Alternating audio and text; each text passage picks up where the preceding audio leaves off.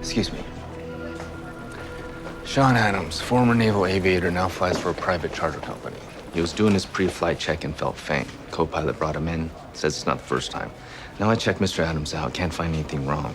Probably just dehydrated and overworked. Says he feels fine, wants to go. So why are we here? Charter company wants a psych evaluation. Uh-huh. Co-pilot says he's also been acting different. Doesn't go out with the boys anymore, naps a lot.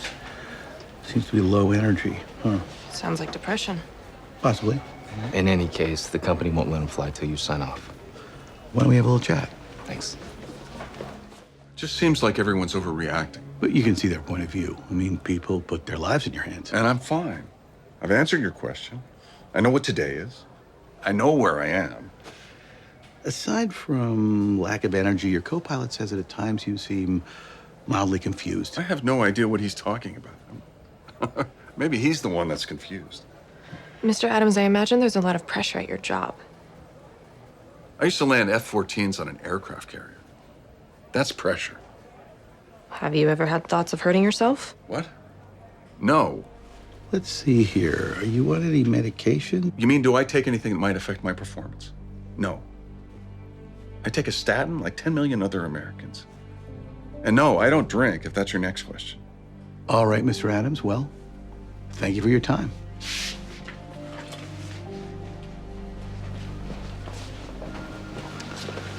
Getting, a little ahead of yourself, don't you think? Well, he is exhibiting signs of depression, and there is a high rate of suicide among pilots. Dr. Reese, trust me, I understand what's on your mind, but suicidality should not necessarily be a default diagnosis. So what do you think? I think that Mr. Adams is linear, lucid. I mean, he's certainly not confused. Are you gonna sign off on him? Well, I didn't say that. I mean, I thought he was a little defensive around the medication issue. Well, the man has to prove himself to keep his job. That would make me defensive.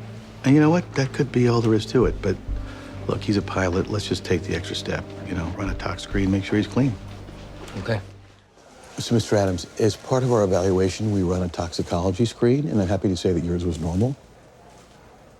I told you I don't take drugs. However, we did find something else. Profound anemia.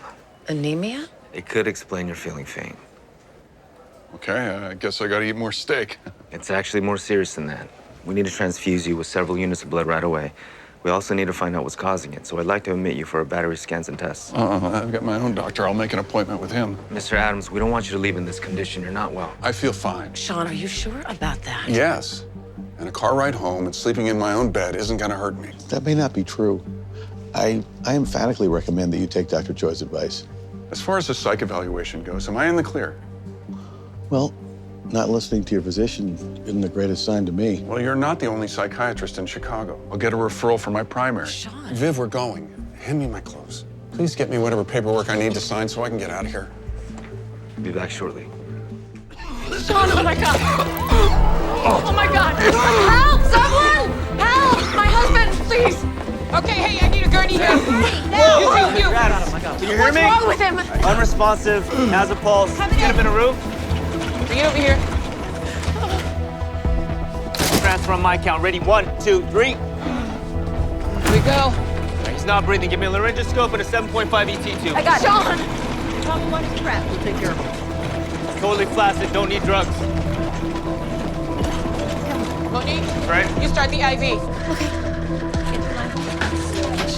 Okay, you stand right here. He's got a massive upper GI bleed. His stomach's filling with blood. Where's the blood thing? I'm in. Able to listen to his lungs? Yep. Good breath sounds bilaterally. All right, hang 2 units of blood and get another 4 ready. What's going on? Why is this happening? I don't know, but we're gonna find out. Hang saline? Saling's up. All right, stay on it. Huge gastric ulcer. That's where all the blood was coming from. Were you able to stop the bleed? Yeah, GI cauterized it, but that's not the headline. Sean's endoscopy shows chronic caustic esophageal erosions. And his chest x-ray. Pneumonitis. Yeah, this is a pattern suggestive of ingesting some sort of hydrocarbon. Isn't that in cleaning products? And lighter fluid, motor oil, gasoline. Extremely toxic. So we must be talking about low doses over a long period of time. So, I was right. We should be concerned he's suicidal. Well, I assume he's doing this to himself. What, you think someone's poisoning him? I don't know, it's possible. I had a case where a wife was slipping something into her husband's food. So you think it's his wife? You know, hydrocarbons are extremely noxious, so he would have smelled it. Not necessarily. They're all over any aircraft hangar. With constant exposure, you could be noseblind. I don't know. Suicide? Attempted murder? I think it might be something else altogether.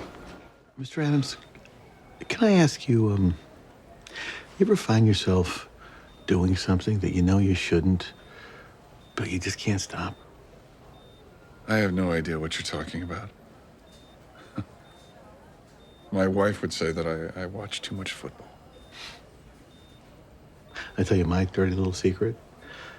I went through this phase where I would come home every night, cut my nails every night, like down to the quick. Couldn't stop. At some level, I must have been satisfying some urge, but my hands were bleeding. Wasn't good. And the point of this? The point is that I understand compulsive behavior. You know, it's not rational. You can't explain it. You just do it. Yeah, but eventually, like with me, your fingers bleed or something similar. You know, it just starts to cost you too much. And you want to stop. When you realize that it's interfering with your life and you just really, really want to stop. Sean, I think you have a compulsion. And you're tired. And you're also getting scared.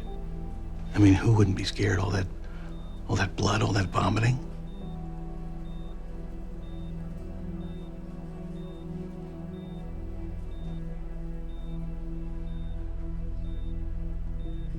Yes. I'm tired.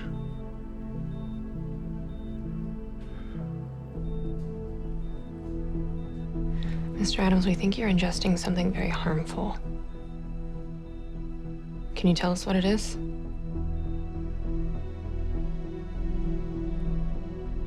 Mr. Adams, please, we can help you.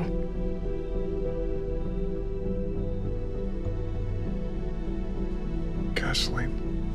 I'm sorry, say again? I drink gasoline.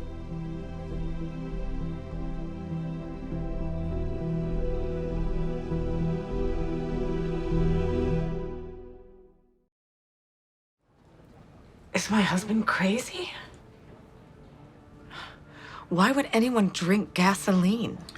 I know it's very difficult to fathom, but I'm quite sure that your husband is suffering from a psychiatric disorder known as Pica, which involves the compulsive consumption of non-nutritive and sometimes even hazardous substances. For some, it's paint chips. For others, dirt. For your husband, it's gasoline. Why? There's no unified theory as to the cause. All we know is that it manifests itself as a compulsion, an irresistible urge against one's conscious wishes. Can he stop? Probably not on his own, but if he'll allow us, we can help him. Okay. We'll do whatever it takes to get him healthy. Before we discuss the course of psychotherapy, I'd like to talk to you and your husband about repairing the physical damage. Of course.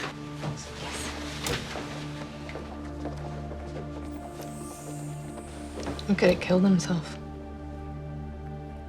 Sometimes we get a win, right? Sometimes we get a win.